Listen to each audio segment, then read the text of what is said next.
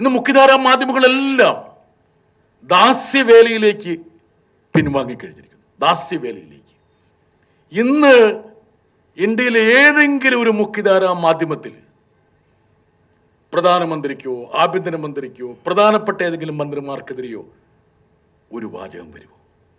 കേരളത്തിലെ ഏതെങ്കിലും പത്രങ്ങളിൽ ഇന്ത്യൻ പ്രധാനമന്ത്രിയോ ആഭ്യന്തരമന്ത്രിയോ വിമർശിച്ചുകൊണ്ട് ഒരു ശകലം വരും?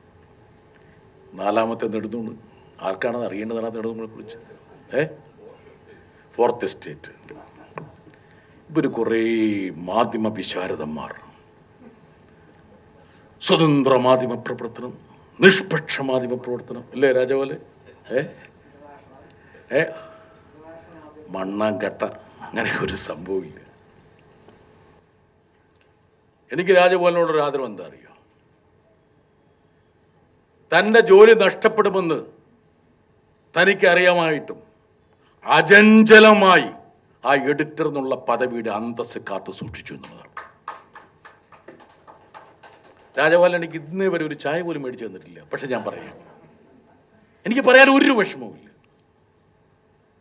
അന്ന് ലോകം ഉറ്റുനോക്കിയിരുന്നൊരു പത്രമാണ് കൽക്കട്ടയിൽ നിന്ന് പ്രസിദ്ധീകരിച്ച ടെലിഗ്രാഫ്. ഇന്നൊരു പൂച്ചക്കുഞ്ഞു പോലും ആ പത്രം നോക്കുന്നില്ല. അത് പറഞ്ഞു രാജപോലെ മറ്റേ സഹപ്രവർത്തകർ, എനിക്കൊരു വിഷമമില്ല. ഞാൻ ആ പത്രം നോക്കുന്നില്ല. ആ പത്രത്തിന്റെ ലേ ഔട്ട്, ആ പത്രത്തിന്റെ തലവാചകങ്ങൾ എങ്ങനെ ആയിരിക്കണം ഒരു എക്സിക്യൂട്ടീവിന്റെ അക്കൗണ്ടബിലിറ്റി ഉറപ്പിക്കാൻ വേണ്ടി നാലാമത്തെ നെടുന്തൂണ് പ്രവർത്തിക്കേണ്ടതിന്റെ ഏറ്റവും പ്രധാനപ്പെട്ട ദൃഷ്ടാണ്. ഒരുപക്ഷെ ഇവിടെ ഇരിക്കുന്ന രാഷ്ട്രീയ മീമാംസ വിദ്യാർത്ഥികൾ തങ്ങളുടെ ഗവേഷണത്തിന് വിഷയമാക്കേണ്ട ഒരു വിഷയം രാജഗോപാലിന്റെ എഡിറ്റർഷിപ്പിൽ ടെലിഗ്രാഫ് എങ്ങനെയാണ് ദേശീയ രാഷ്ട്രീയത്തിന്റെ ഉള്ളടക്കത്തെ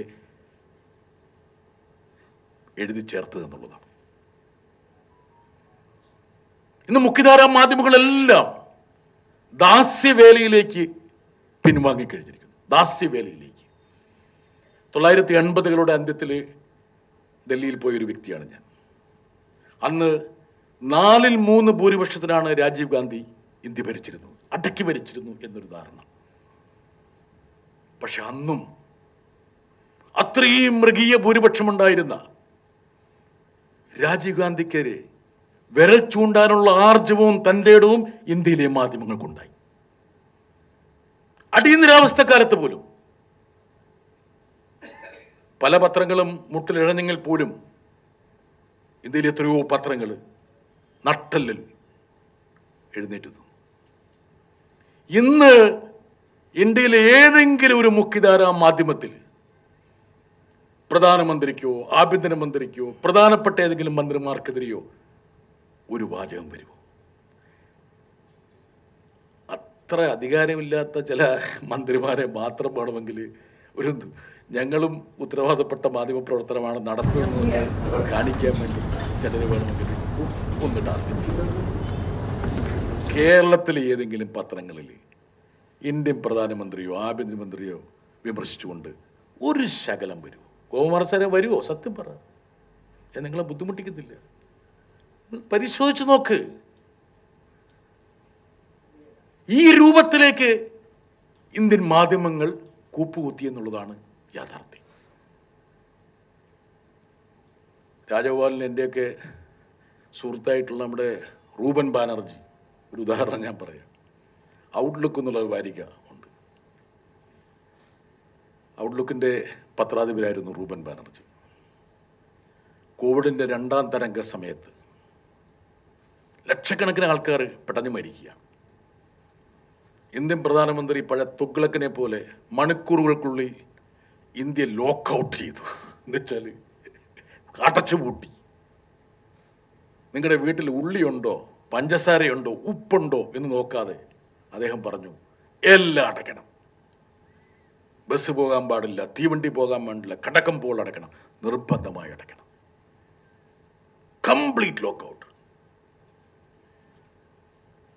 കോടാനുകോടി വരുന്ന അതിഥി തൊഴിലാളികൾ, അന്യസംസ്ഥാന തൊഴിലാളികൾ, കേരളത്തിൽ മാത്രം നമ്മൾ സാമൂഹ്യ അടുക്കളയൊക്കെ തുറന്ന് അവരെ ജീവിപ്പിച്ച് നിർത്തി.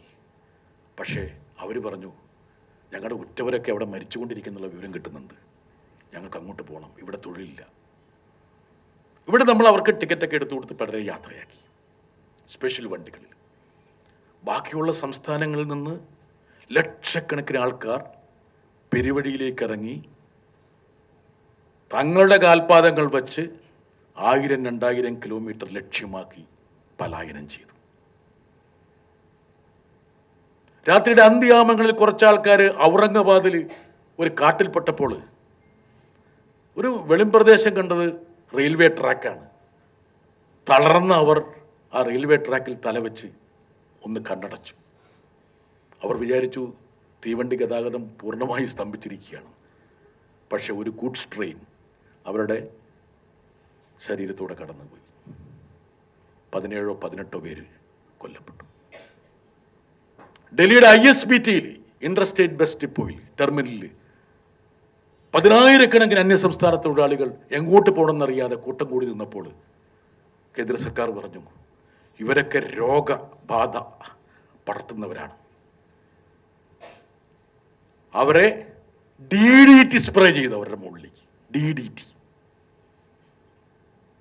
മൃഗങ്ങളെ പോലും അല്ലെങ്കിൽ സസ്യങ്ങളെ പോലും DDT കൊണ്ട് കൈകാര്യം ചെയ്യരുതെന്നുള്ള നിയമമുള്ള രാജ്യത്ത് നൂറുകണക്കിന് ആൾക്കാർ പടഞ്ഞു വീണ് മരിച്ചു. വിണ്ടുകീറിയ പാദങ്ങളുമായി പോകുന്ന ഇവരുടെ രംഗങ്ങൾ ഒരു മാധ്യമങ്ങളും റിപ്പോർട്ട് ചെയ്തില്ല.